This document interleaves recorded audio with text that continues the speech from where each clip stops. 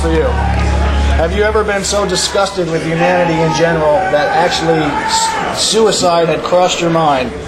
You seem to be really fed up with things, or do you prefer to give people a wake-up call with your music and realize that they may be one of the pieces of shit that you hate so much? No, that's the thing. To be truly nihilistic, you yourself must be part of the, part of the problem. Yeah, we consider ourselves part of the problem. Thus comes in the whole suicidal kind of aspect, It was almost trendy to incorporate suicide with metal there for a few years. The black metal thing, like this, especially the recent kind of one-man black metal bands, the U.S. black metal especially, really brought that kind of to the forefront a little. And that's where I responded to a lot. Like the band Bethlehem from Germany, they had a record that said, "You must kill yourself," but they didn't, nothing else really like pertained to that. They didn't have like imagery of some guy like, or anything like that. You just kind of gotta, I don't know, just kind of hit home or something. Everybody thinks about it. Before meeting you guys and reading those lyrics, I mean, they were very powerful. They're very negative. They're very just completely hateful. And I mean, actually, in the review I did for the record, it makes a person look at themselves in the mirror, and you almost want to judge yourself for what you believe in. That's and things awesome. like that. Good. That's what I wanted to do. Like I said, the vocal delivery, with death metal, you can only make out to a degree what the lyrics actually are.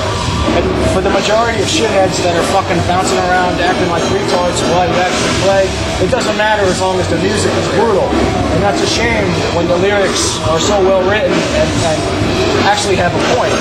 And I'm glad that you brought black metal into it. I'm a fan of black metal, but honestly, these days I see a lot of people writing songs about very powerful things, and they're preaching and they're trying to influence people, but most of them are pussies that live with their fucking parents, and they've never been in a fight in their lives. They have no intention of ever doing anything violent or extreme, but the image they present as a band is bullshit. And, there was a word for that way back when. We used to call them posers. It's like that kind of word sort of phased out there for a while.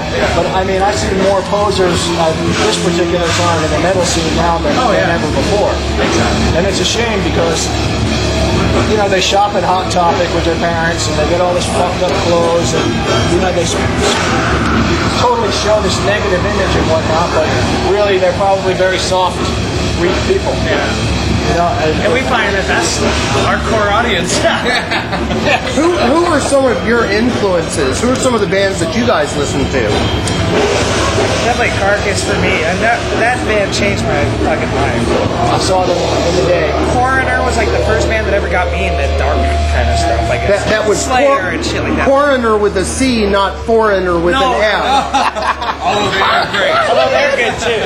Okay, I just wanted to make sure that our audience could hear that, and because we wouldn't want anybody to mistake them for being cold as ice fans. Not that bad. How old are you guys? I'm 32. I'm 26. Josh is 31. 31? Yeah, I mean, just 31, yeah. I'm 34. All right, we better get off this topic. That makes me the old man. Yeah. I love the song Unintelligent Design. I thought it was a fucking phenomenal opening to the record. Did the band choose the song order for the feel of the music, or were you trying to lay the lyrics in a particular order too? I remember clearly. If you argue with me on this, it's going to be interesting. Wait, was it me? I don't think it was me. I was the one that said we need to have Unintelligent first. I think it was going to be, what was it going to be first? Like Success or New Dawn or something weird. It was they wanted some song that short needed to be like Bereavement or something we were going to have first. We had some weird whack-ass ideas, but lyrically, I guess, I tried, a lot of the lyrics on it are very interchangeable. Some of the song ideas almost are like very similar. It can almost be taken as a concept record. And you know, the last record that I did not.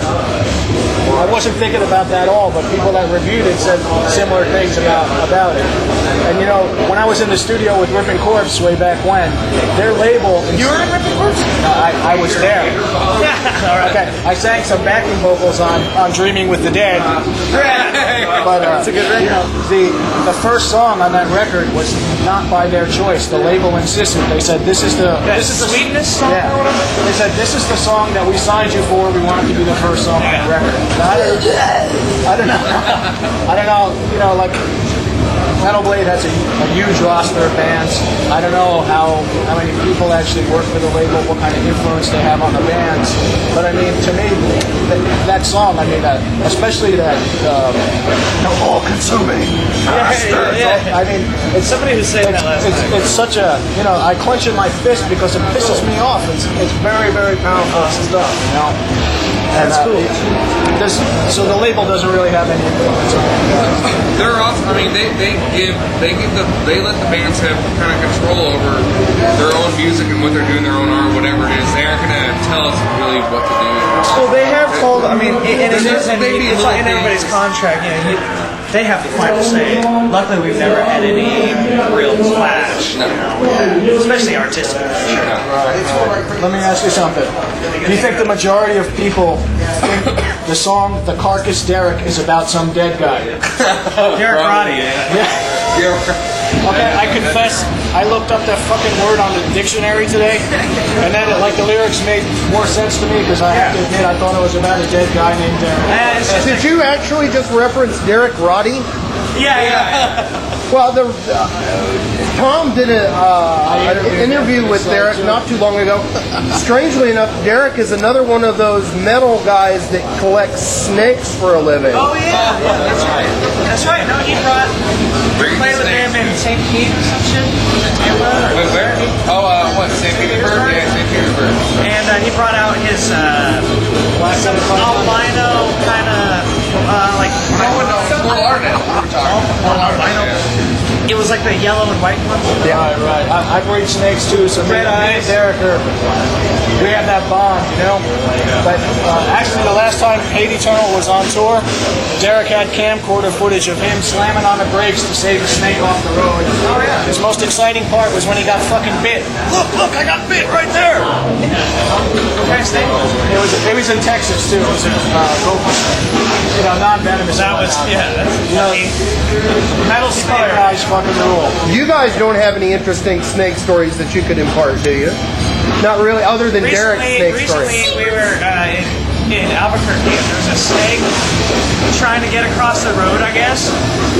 Oh my god. And these kids were laughing, standing there freaking out, hysterically laughing. I'm like, what the fuck are they laughing at? And I look, and there's this gigantic fucking rattler. I mean, it's probably about that big. That was cars were hitting it, you know, and it was dead by that point. And these people were freaking out, laughing their asses off. And I just kept thinking about that movie Gummo, you know.